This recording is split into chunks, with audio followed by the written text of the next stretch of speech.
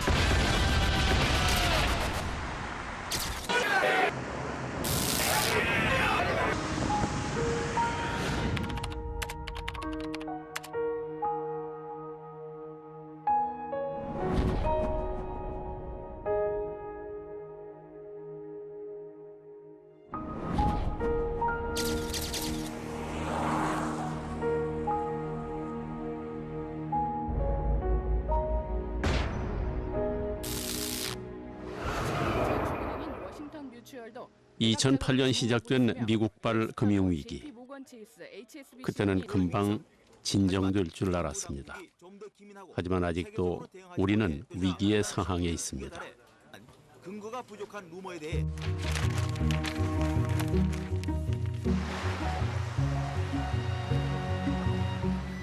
자본주의는 지난 250여 년 동안 끊임없이 위기의 파도를 넘어왔습니다. 그리고 다행히 그때마다 경제학의 새로운 아이디어는 위기의 파도를 헤쳐나갈 나침반이 되어주었습니다.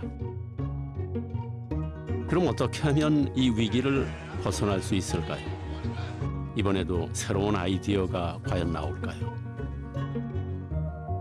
우리는 위기의 순간에 나타나 세상을 구한 위대한 경제학자들을 만나보려고 합니다.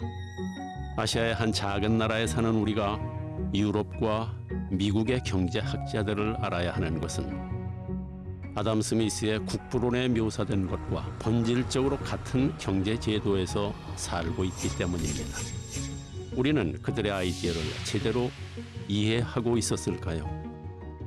You can't paint him as being in favor of the rich or whatever. If he was anything, he was in favor of the poorest. And that is actually why he believed in open markets. Marx was, no doubt, and I think everyone would accept this, even his opponents, a very, very brilliant thinker. Keynes believed in the market. I mean, he certainly believed in that capitalism was the best system.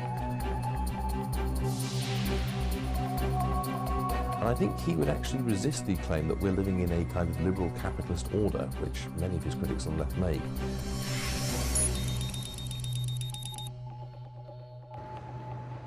자, 그렇다면 어쩌면 그들의 이야기를 통해 세상을 구할 새로운 아이디어를 얻을 수 있지 않을까요?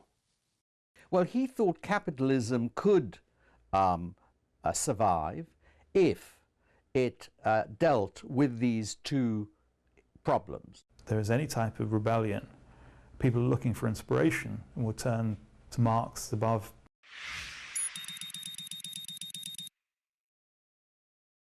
It's not surprising that radical thinkers become more prominent when the economy goes into crisis.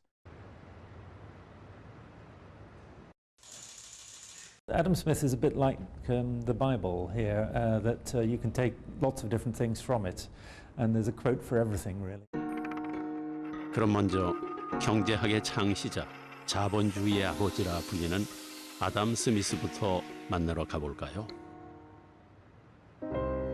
1759년 스코틀랜드의 글래스고 대학. 스코틀랜드에서 가장 먼저 세워진 자유롭고 진취적인 분위기의 이 대학에 한 유명한 도덕 철학 교수가 있었습니다.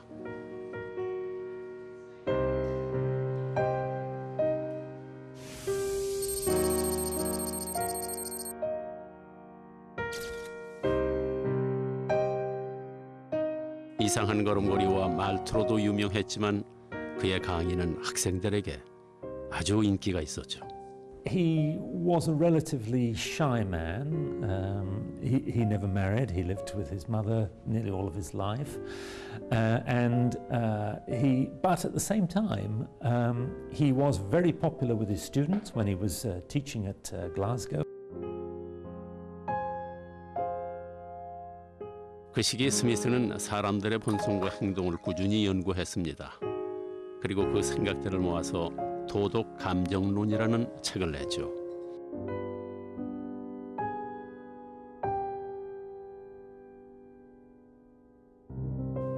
그의 책은 아주 근본적인 질문을 던지고 있습니다. 인간은 이기적인 존재.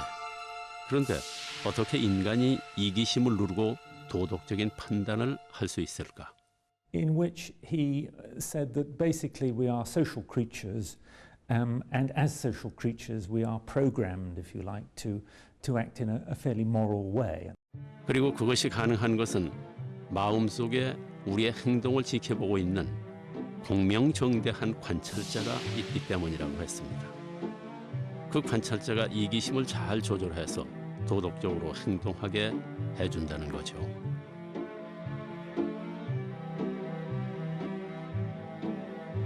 이러한 주장은 폭넓은 관심을 불러일으켰습니다. 그는 순식간에 유명인이 됐고 그 유명세 덕분에 아주 특별한 행운이 찾아왔습니다.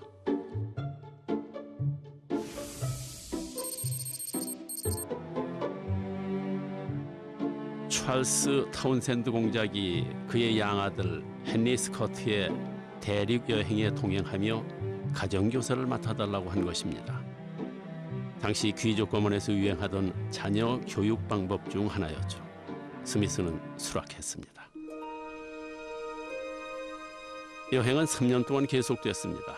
그는 파리, 툴루즈, 제네바 등을 다니면서 당시의 쟁쟁한 사상가들과 만났습니다. 그리고 그들은 스미스에게 많은 영감을 주었습니다.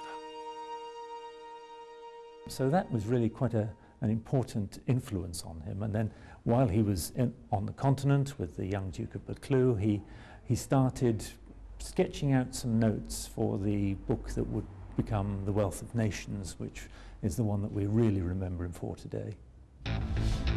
18세기는 변화의 시대였습니다. 봉건적 질서가 무너지고 그런데 자본주의가 막 시작되는 시기였죠. 또 영국에서는 산업혁명이 시작돼서 생산품이 폭발적으로 늘어났습니다. 그러자 물건을 팔 수 있는 더 넓은 시장이 필요해졌고 자유무역이 활발해졌습니다. 그 시기에는 국가의 부를 금과 은의 축적으로 보는 중상주의 사상이 지배하고 있었죠. But the thing which really annoyed Adam Smith was what today we call mercantilism.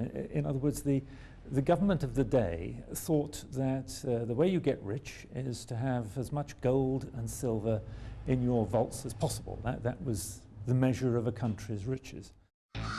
그러던 중 스미스는 프랑스 여행에서 만난 케네로부터 아주 획기적인 아이디어를 얻게 됩니다. 케네는 원래 루이 15세의 주치의였습니다. 또 경제표를 만들어낸 경제학자로도 유명했죠. 의사였던 경험을 바탕으로 해서 사회를 하나의 육체로 봤습니다. 그리고 사회가 건강을 유지하기 위해 필요한 조건에 대해 연구했죠. 그는 깨달았습니다. 사람이 식량을 먹어야 살 수 있듯이 사회도 마찬가지라는 거죠. 인간이 노동을 해서 식량과 원료를 얻고 상품을 유통시켜야 사회가 성장한다는 것입니다. 그리고 사회는 세 계급으로 구성되어 있고 화폐는 그 세 계급 사이를 돌면서 생산물을 공급한다는 것이죠. 마치 혈액처럼. 또한 그는 토지만이 부의 원천이라는 중농주의를 주장했습니다. 이러한 케네의 사상은 스미스에게 큰 영감을 주었습니다.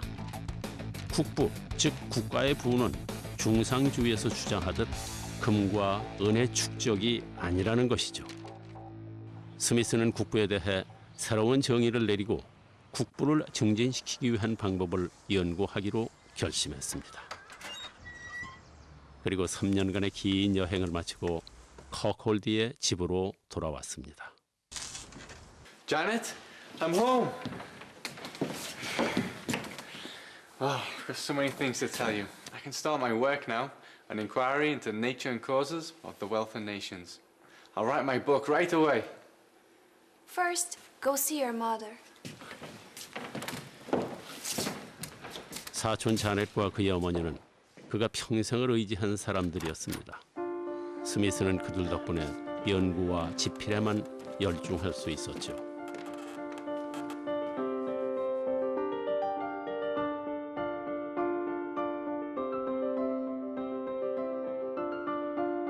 집에 돌아온 스미스는 여행에서 얻은 경험과 지식을 바탕으로 국부론을 쓰기 시작했습니다.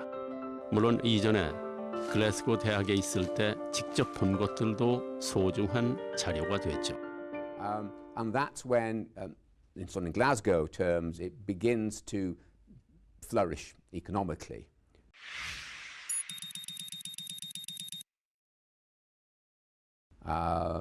It becomes the major port for tobacco imports and re-export, and local tobacco lords in Glasgow became very prominent. And Smith knew some of them. There were a number of clubs. 크고 작은 공장에서 부가 매일 생산되는 것을 보면서 자유시장의 위력을 느낄 수 있었던 것이죠.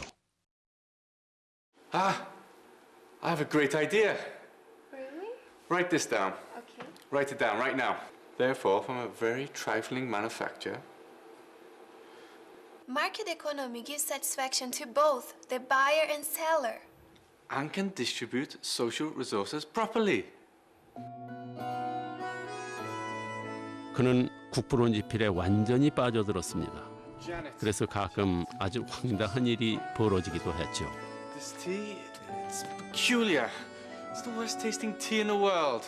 But this cup of tea was made by you at noon in your nightgown. Really? I did? Dear Lord.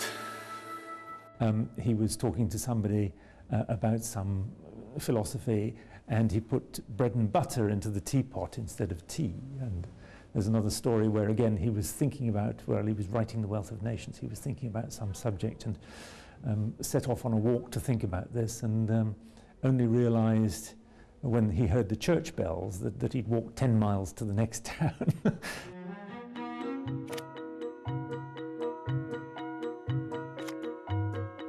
또한 그는 데이빗 휴움과도 자주 만났습니다. We have a problem. We're not getting older, of course, but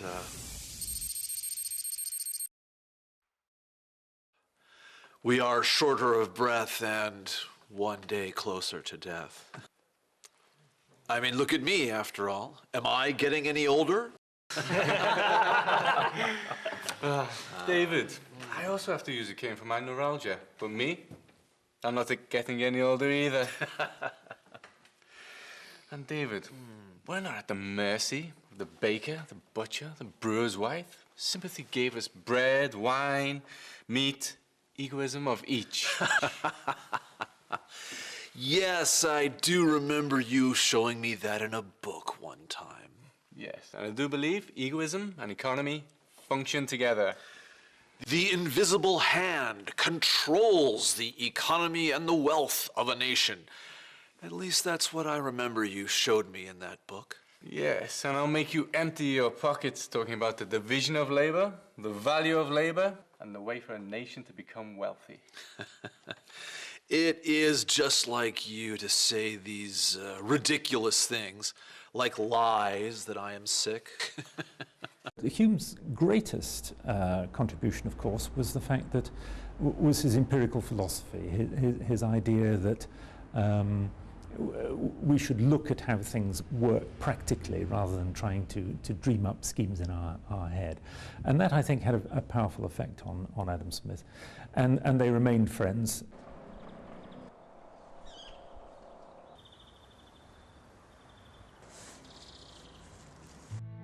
그는 많은 사람들과 사귀지는 않았지만 당대를 대표하는 학자들과도 지속적인 모임을 가졌습니다.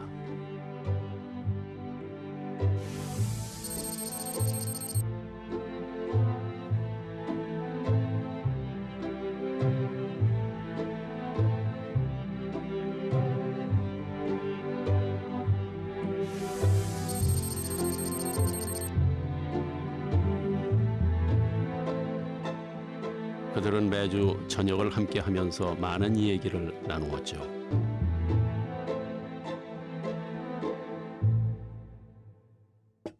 If someone has a ridiculous business like making clothespins by themselves, they can make 20 pins or more a day. But an 18-step manufacturing process with 10 workers can produce 48,000 pins a day. 그리고 1776년 3월 드디어 성서일의 가장 중요한 책이라 불리는 국부론이 탄생되었습니다. 아담 스미스가 국부론을 통해 밝히고자 했던 것은 바로 국부를 증진시킬 수 있는 방법이었습니다. 그는 어디서든 노동이 이루어지면 부가 생산될 수 있다고 생각했습니다. 그래서 국부를 모든 국민이 해마다 소비하는 생활 필수품과 편의품의 양이라고 새롭게 정의했습니다. 그렇다면 무엇이 국부를 만들어낼까요? 케네의 중농주의는 오직 농업만이 부를 만들어낸다고 주장했습니다. 하지만 스미스는 노동이라고 말했습니다. 모든 가치는 노동에 의해 생긴다는 것이죠. 그는 국부론을 통해 당시 세상을 지배하고 있던 중상주의의 사상을 정면으로 반박했습니다.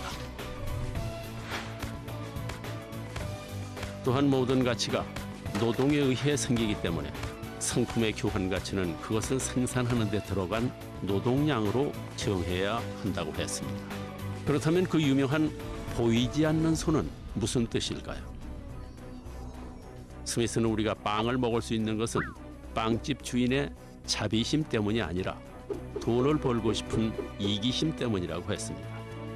하지만 결국 가격을 결정하는 보이지 않는 손이 있어서 시장 경제를 잘 돌아가게 한다는 것이죠. 즉, 자유로운 시장만이 개인과 국가를 부자로 만들 수 있다. 이렇게 주장했습니다.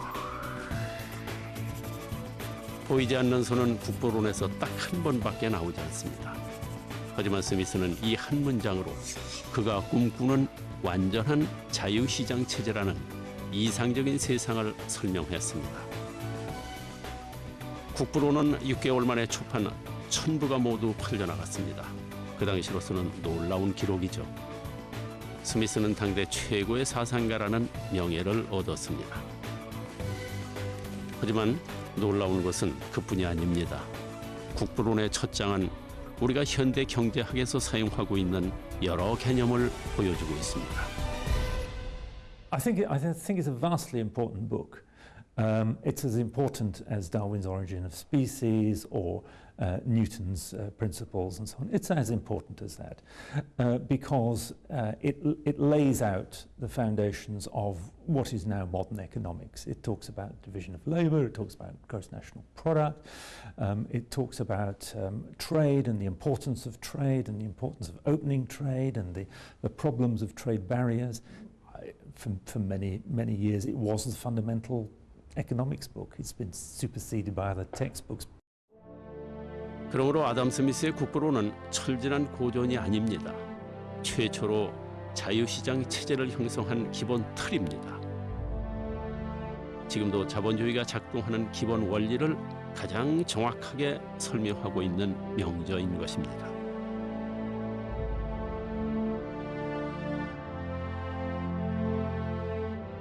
하지만 국부론이 출간된 후 정부의 개입이나 규제를 못마땅하게 생각하는 사람들은 아담 스미스를 시도 때도 없이 끌어다 댔습니다. 그리고 그로 인해 스미스의 사상은 많은 오해를 받게 됩니다. Yes, I think a lot of people misunderstand Adam Smith. They know that he believed in free trade, that he was skeptical of big governments, that he supported a free market economy. And so they say, well, that means that he was clearly in favour of big rich people being able to do what they want.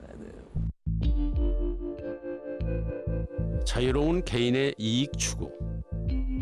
스미스에 대해 가장 오해를 많이 낳는 부분이 바로 이 구절입니다.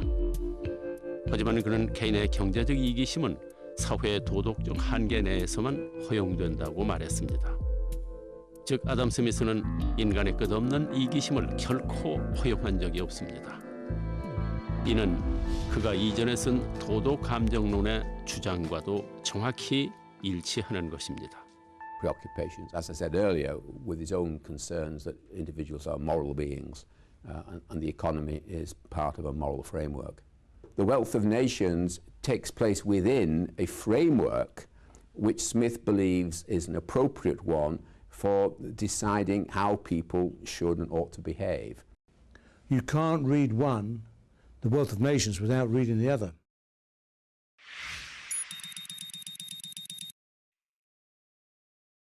Because what's in the theory of moral sentiments reappears in The Wealth of Nations in his attitude to the poor. He's sympathetic. Adam Smith believed that the best way to help ordinary working people was to have a free market economy. That's why he supported it. 인간은 이기적입니다. 하지만 아담 스미스는 우리의 마음속에는 서로에 대한 존중과 배려가 있다고. 그래서 이기적인 행동도 공공의 이익으로 전환할 수 있을 거라고 믿었던 것입니다. 1790년 7월 17일 그에게 마지막 순간이 다가왔습니다.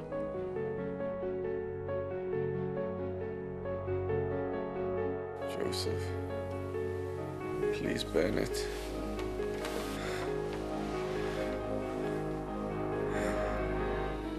That book,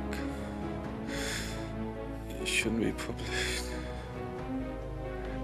그는 완벽하지 않은 원고를 세상에 남기고 싶어 하지 않았습니다. In my life, I'm not even that old.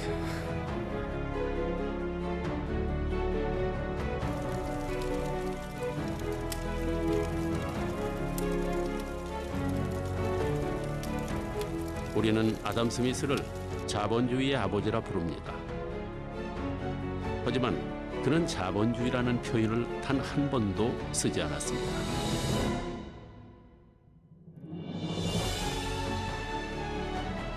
그 대신 인간의 도덕적 범위 내에서 완전히 자유로운 시장 체제라는 이상을 떠올렸죠. 만약 그가 살아있다면 지금의 불평등과 위기에 대해 어떤 반응을 보였을까요? Dismayed that in countries like Britain and America you do have a very large class of people who are relatively poor and much poorer than the wealthiest person. Adam Smith famously wrote that no country could regard itself as being prosperous if the greater part of the population were poor and miserable. 국부론의 원제는 wealth of nation이 아니라 복수형입니다.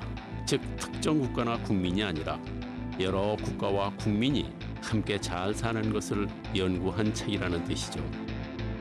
그러므로 그가 꿈꾸었던 세상은 1%의 탐욕과 부패로 나머지 99%가 고통받는 세상이 아니라 모두 함께 잘 사는 세상이었습니다.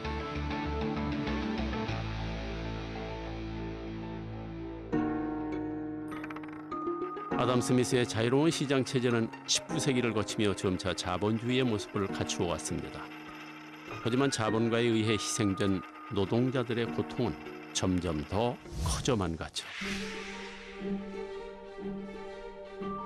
그리고 이번의 위기도 아담 스미스처럼 인간에 대해 깊은 애정을 가진 한 위대한 경제학자를 탄생시킵니다. 독일의 철학자 칼 마르크스. 2008년 영국의 BBC에서는 지난 천년 가장 위대한 철학자를 뽑는 설문을 했습니다. 그 결과 1위는 바로 칼 마르크스. 물론 어떤 분은 이해가 안 가실 수도 있을 겁니다. 보통 마르크스를 이야기하면 그의 혁명적인 투쟁이나 공산주의를 생각하게 되니까요. 하지만 그는 최초로 왜 가난한 사람은 항상 가난할까? 자본주의는 정말 이상적인 체제일까? 라는 새로운 의문을 던진 철학자였습니다. 그리고 산업혁명으로 인해 기계 부품처럼 되어버린 노동자의 삶을 보고 자본주의가 어떻게 그들의 삶을 파괴하는지 밝혀내고 싶어 했습니다. 사실 청년 시절 마르크스는 헤겔의 변증법에 푹 빠져 있었습니다. 세상의 모든 것, 인간도 자연도 사회도 그 어떤 것도 고정불변이 아니라 정반합의 법칙으로 끊임없이 변화한다는 철학이죠. 하지만 이렇게 세상을 변화 발전시키는 주체가 세계 밖에 존재하는 절대 정신이라는 헤겔의 주장에는 동의하지 않았습니다. 오히려 포여바하가 주장한 물질이 세계를 구성하고 지배하며 이끌어간다는 유물론을 받아들였죠.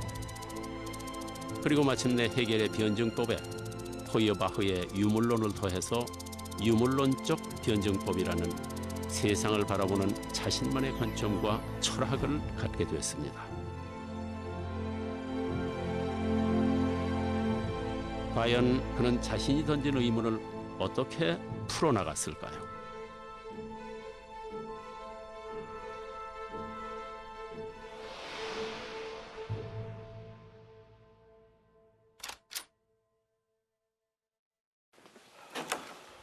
Morning. Editor! What? I'm very busy right now. Don't you remember how much the farmers suffered the last time we collected their data? 1843년에 마르크스는 급진적 반정부 신문인 라인 신문의 편집장이었습니다. 그러나 Our articles have been censored, sir! What?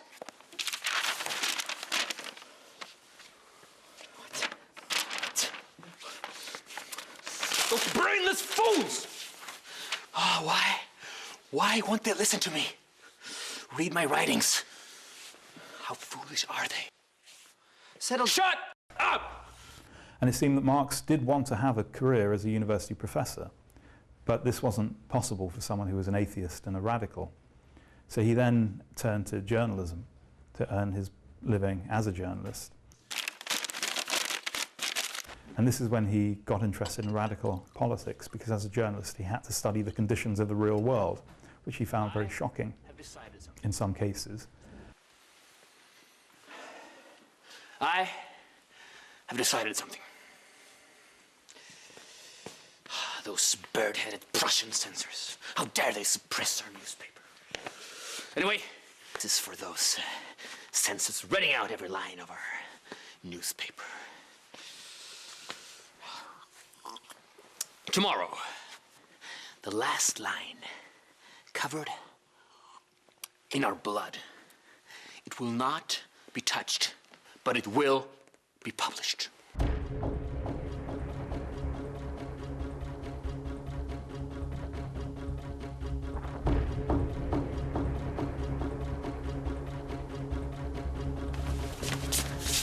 I'm moving to Paris, the city of freedom. Hey!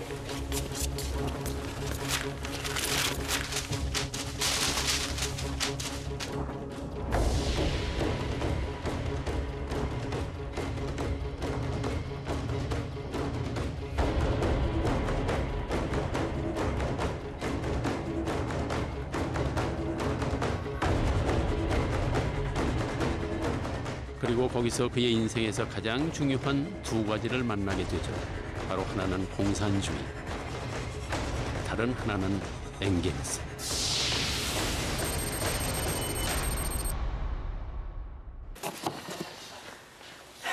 Thank you.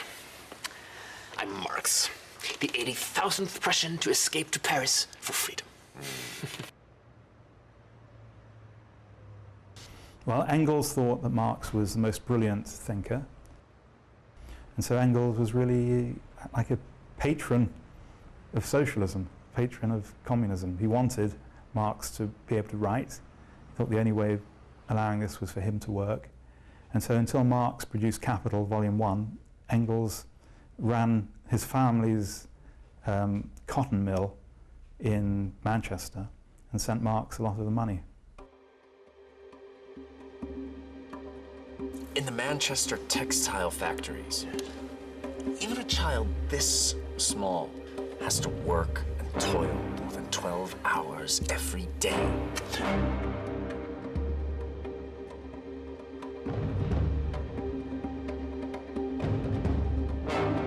That child cannot even dream of going to school. Yeah, there's no hell like that place. Marx? Yes. What should we do? We need to make new plans and prepare for revolution. Cheers. Revolution. Revolution. 두 사람은 많은 시간을 얘기하며 서로의 생각이 완전히 일치한다는 것을 느꼈습니다. 둘은 평생의 동지가 됐습니다. Once said that Marx was by far the greater thinker than Engels. But if you had to go out with one of them for an evening, Engels would be much better company than Marx. And that Marx was very self-centered, very full of his own ideas, probably not very interested in other people's opinions apart from to say they were wrong. Whereas Engels was a man of wide culture and very tolerant and very good at enjoying himself. 또한 마르크스는 파리에서 비참한 노동자들의 삶을 보았습니다. 그리고 공산주의 조직과 만나면서 노동운동에 관심을 갖게 됐죠. 그는 점차 혁명적인 공산주의자로 바뀌게 됩니다. 그는 엥겔스와 함께 계급 없는 세상을 만들겠다는 일념으로 혁명을 준비합니다.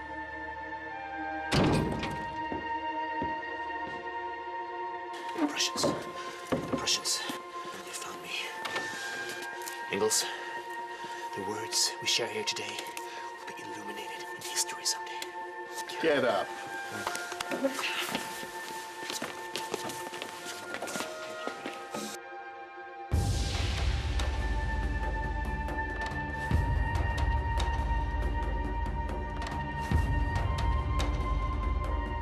결국 마르크스는 1845년 2월 보르셀로 가서 프로이센 국적을 포기했습니다.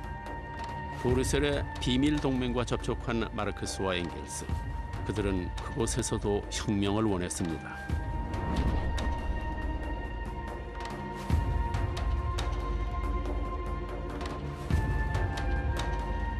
(1848년) 드디어 두 사람은 공산주의자 동맹의 강령을 밝히는 선언문을 쓰게 됩니다.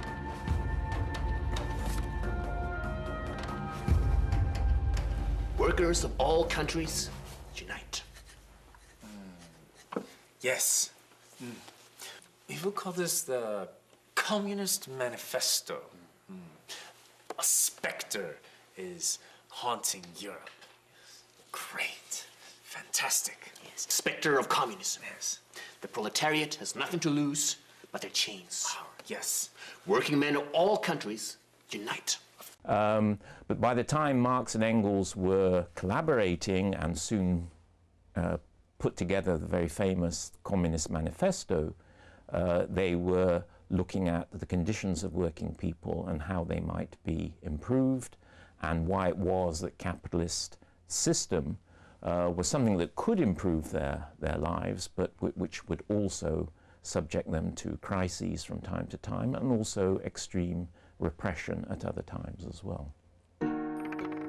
그들의 선언이 출판된 1848년 유럽은 혁명의 폭풍우가 휘몰아칠 때였습니다. 마르크스는 보르셀, 파리, 쾰른 등지로 가서 혁명에 참가했죠.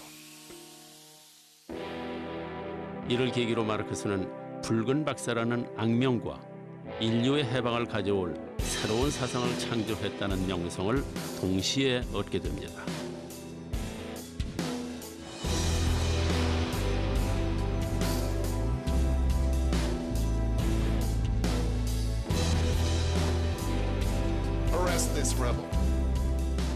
하지만 그에게는 잇따라 추방령이 내려졌습니다. I'm not a rebel.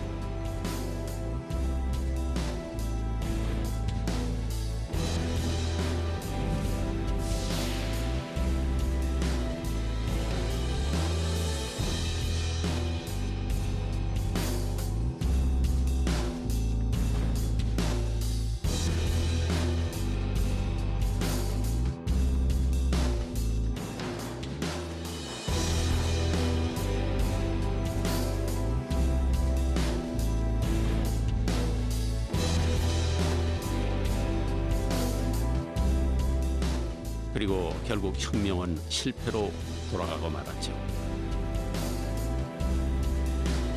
1849년 마르크스는 영국으로 돌아올 수 없는 길을 떠납니다.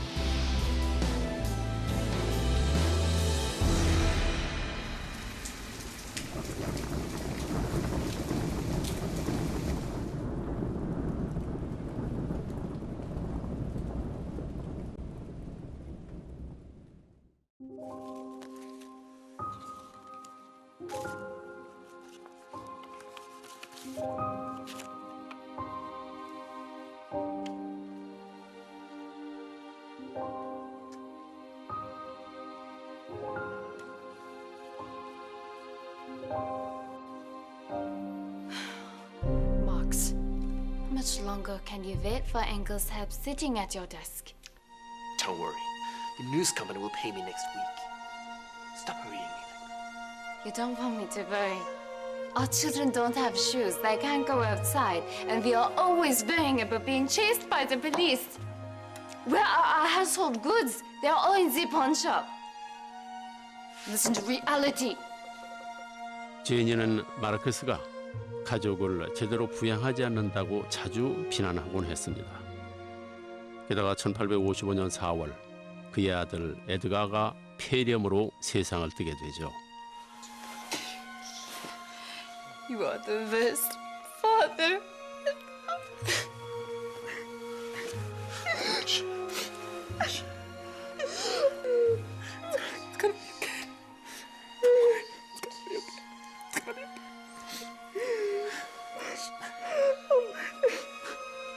궁핍한 생활은 이후 5년 동안 계속되었습니다. 그리고 그 사이 마르크스는 6아이 중에 3아이를 잃게 됩니다. One of the things that was constantly a problem for Marx was money, because he didn't have a regular source of income. And he earned a little bit of money from writing and a little bit from journalism, but he was always short of money.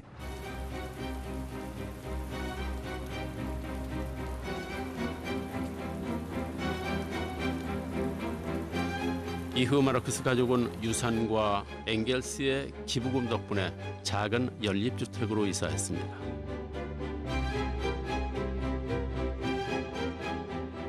그리고 생활이 안정되자 드디어 자본론의 집필을 시작할 수 있었습니다.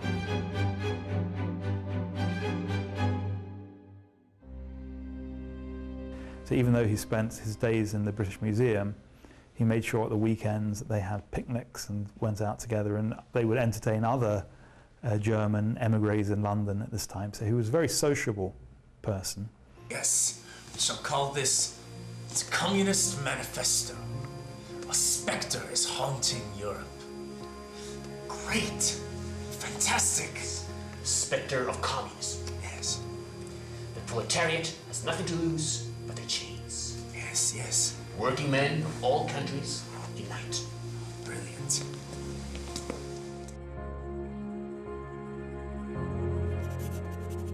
그가 자본론을 쓴 이유는 자본주의의 모순을 철저하게 분석하고 그 문제점을 지적하기 위한 것이었습니다. 그래서 자본주의를 대표하는 아담 스미스의 국부론을 수백 번 읽었죠. 그리고 자본론에서 가장 많이 인용한 책이 바로 국부론이었습니다.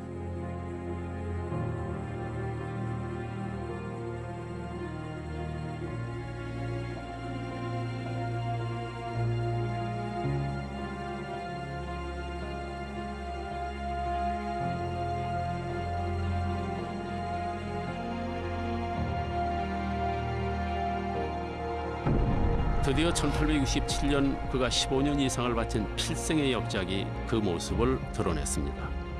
바로 자본론 제1권, 자본의 생산 과정입니다. 자본론은 마르크스가 그의 유물론적 변증법을 경제 연구에 최초로 적용해서 자본주의의 문제점을 분석한 책입니다. 자, 그럼 자본론으로 들어가 볼까요?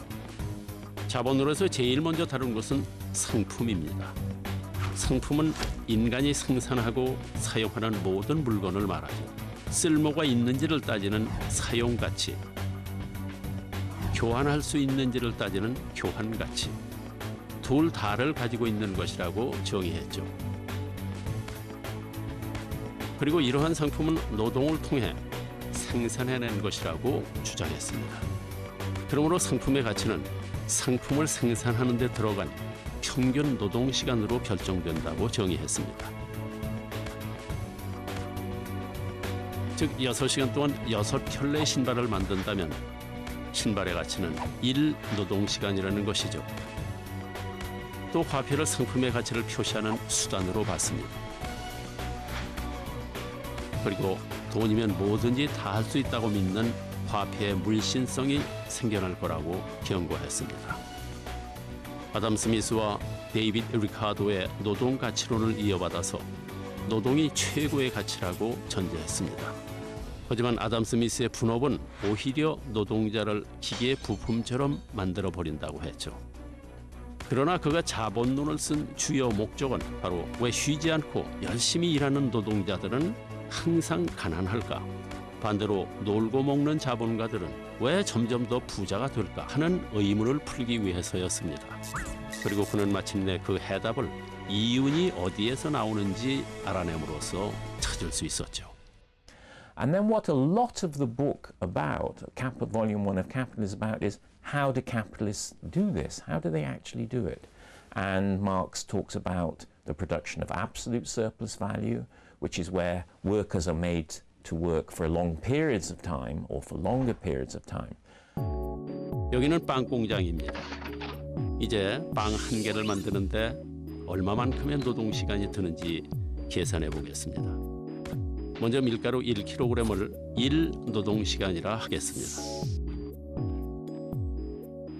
기계는 빵 10,000개를 만들면 수명이 다합니다. 그럼 한 개를 만드는 데는 1노동시간이 들죠. 그리고 노동력도 1노동시간이 든다고 치면 빵 한 개를 만드는 데는 모두 3노동시간이 듭니다. 만약 1노동시간을 화폐로 환산해서 1,000원이라고 하면은 빵 한 개는 3,000원이 되는 것입니다. 노동자가 하루에 평균 8시간을 일하면 모두 24노동시간이 나오고 그동안 만든 빵 8개의 가치는 24,000원이 되는 것입니다. 그런데 여기서 문제가 생깁니다. 기계나 원료는 그 가치가 그대로 인정됐는데 노동자는 8시간을 일하는데도 자본가는 일당으로 3,000원밖에 안 줍니다. 그럼 나머지 5노동시간, 즉 5,000원은 도대체 어디로 갔을까요? 바로 자본가의 주머니 속으로 들어갑니다.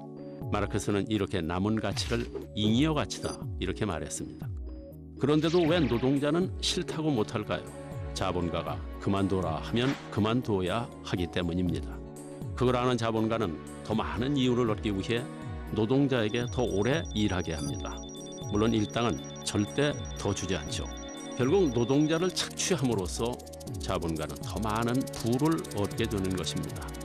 마르크스는 이렇게 노동시간의 연장으로 만들어진 잉여가치를 절대적 잉여가치라고 정의했습니다.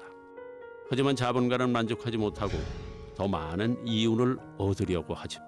그래서 생각해낸 것이 바로 노동 생산성을 높이는 것. 노동자가 직접 손으로 빵을 만들 때 필요 노동시간은 3시간. 하지만 기계를 들여와 빵을 만들면 같은 개수의 빵을 만드는데 1시간이면 되죠. 이는 결국 필요 노동시간은 줄어들고 잉여 노동시간이 늘어나는 것. 노동자의 임금은 날로 싸지고 자본가는 그만큼 이윤을 남기게 되는 것입니다. 마르크스는 이렇게 생긴 이윤을 특별 잉여 가치 또는 상대적 잉여 가치라고 했습니다. I think Karl Marx was the first person who really understood the exploitative nature of capitalism. He thought it had to happen, by the way. 마르크스는 더 많은 이윤을 얻으려 하는 자본가의 이기심 때문에 기계가 계속 노동을 대신하면 실업자가 증가한다고 했습니다. 그럼 일하려는 사람이 많기 때문에 임금은 더 낮아지고 이렇게 되면 상품은 쏟아져 나오지만은 팔리질 않으니 기업도 자본가도 망하게 될 거다 이렇게 주장했습니다.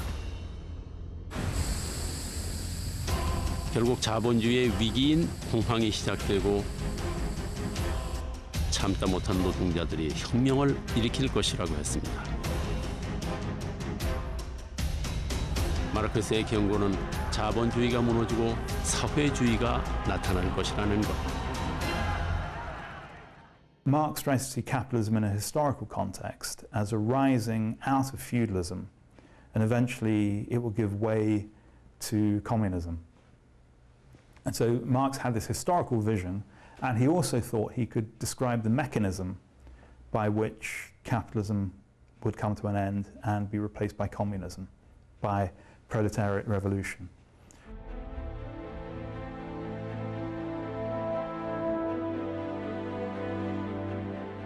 My dear friend Engels, alas, the world that we dreamt in Paris doesn't seem like it will come true. I won't stop inciting until the last day of my life. But the world doesn't need me anymore.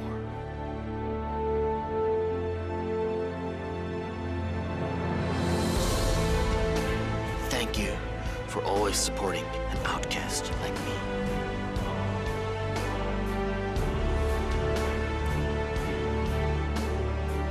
Now, I want to discover another world with my remaining passion.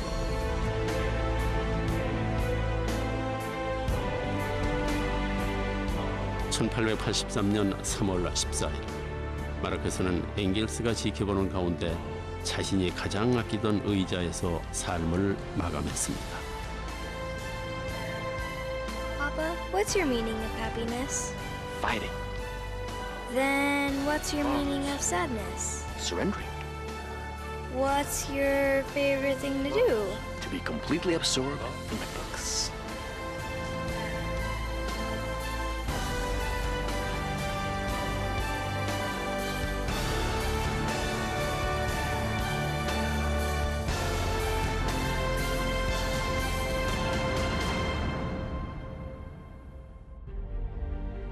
그의 사후 엥겔스는 마르크스의 유고를 모아서 1885년 자본론 제2권 자본의 유통 과정을 1894년 제3권 자본주의적 생산의 총 과정을 발간했습니다. 그리고 자본론은 사회주의의 성서로 불리우며 성서보다 더 많이 팔린 책이라는 명예를 얻게 됩니다. 또한 한 세기가 흐른 뒤에 마르크스의 사상은 레닌을 비롯한 혁명가들에게 큰 영감을 주었습니다. 하지만 그들 중 단 한 명이라도 그의 사상을 올바로 이해한 사람이 과연 있었을까요? 칼 마르크스. 그는 억압받는 노동자들을 도와서 공산주의 사회를 실현하고자 했던 혁명가였습니다. 유물론적 변증법으로 세상을 해석한 철학자이고 자본주의를 과학적으로 분석한 경제학자였습니다.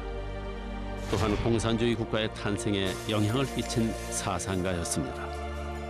물론 세월이 흐르면서 더 다양한 평가가 나올 수 있겠습니다. 하지만 분명한 것은 마르크스가 철학으로 세상을 변화시키려 했다는 사실입니다. 북한과 여전히 대립 중인 우리나라에서 마르크스를 객관적으로 보기는 어려운 일인지도 모릅니다.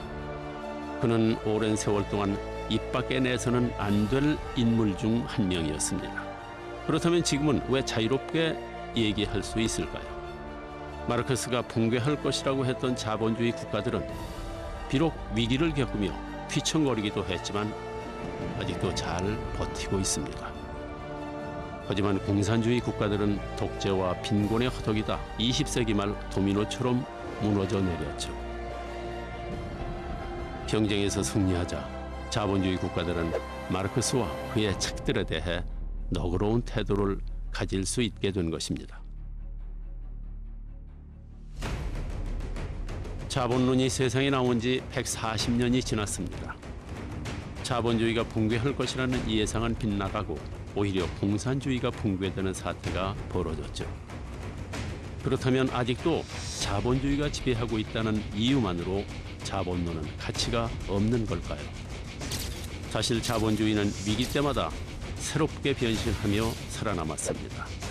그런데 그것이 가능했던 것은 마르크스가 남긴 자본주의에 대한 경고가 우리에게 절박한 메시지가 됐던 것은 아닐까요?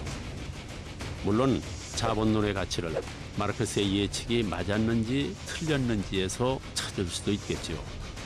하지만 그는 가난한 노동자들에 대한 연민과 그들을 위기에서 구하고자 하는 열정을 가지고 있었습니다. 바로 그 연민과 열정으로 자본론을 쓴 것입니다. 옳고 그름을 따지기 전에 그것이 바로 제일 먼저 주목해야 할 자본론의 가치인 것입니다. If capitalism is failing, it's very common for magazine writers to say, well, Marx was right after all. Marx talked about contradictions in capitalism. Easy production of credit money to finance the future, which is what capitalism does. But at the same time, it piles up debt, it creates the possibility of default and of crisis.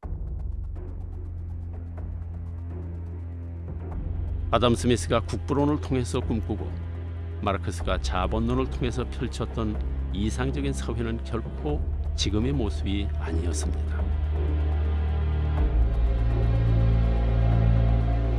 두 사람의 공통점은 그들의 사상의 시작점이 바로 인간에 대한 사랑이었다는 것입니다.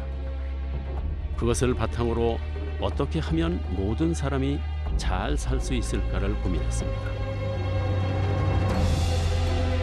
수식이 난무하는 현대 경제학과는 사고의 시작부터가 다르지 않습니까?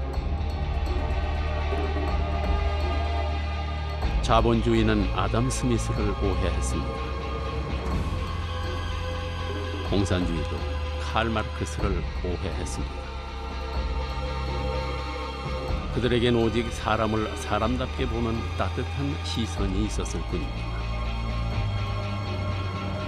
그들이 그렸던 세상은 끝없는 자본주의의 탐욕이나 소수 지배의 독재 사회가 아니었습니다. 아담 스미스가 이기적인 인간의 본성에도 공명정대한 관찰자가 있다고 믿었듯이 위기의 순간, 이제 우리 안에 공명정대한 관찰자가 세상을 구해주기를 기대해 보는 것입니다.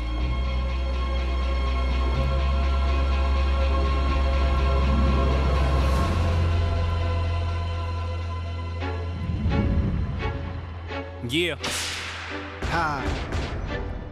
Keynes, 거시경제학의 father. Yeah. 하예 신자 유주의 father. Yeah. Yeah. 100년 동안 우리 치고받고 싸웠지. 나 Keynes 거시경제학의 father. 시장이냐 정부냐 forever issue. 경제학의 forever rival. Hey guys, stop. 계속되는 경제 위기 어떻게 할 건데? 되풀이되는 글로벌 금융 위기.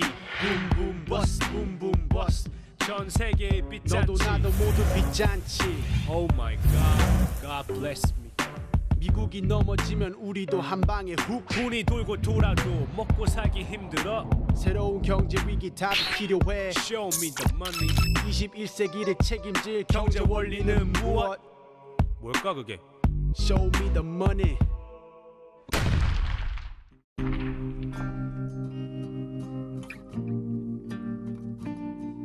I've made up my mind. Don't need to think it over. If I'm wrong, I am right. Don't need to look no further. This ain't last. I know this is life. But if I I'll tell the world. I'll never say enough, 'cause it was not said to you. And that's exactly what I need to do if I end up with you. Should I give up, or should I just keep chasing pavements, even if it leads nowhere? Or would it be a waste, even if I knew my place? Should I leave it there? Should I give up, or should I just keep chasing pavements, even if it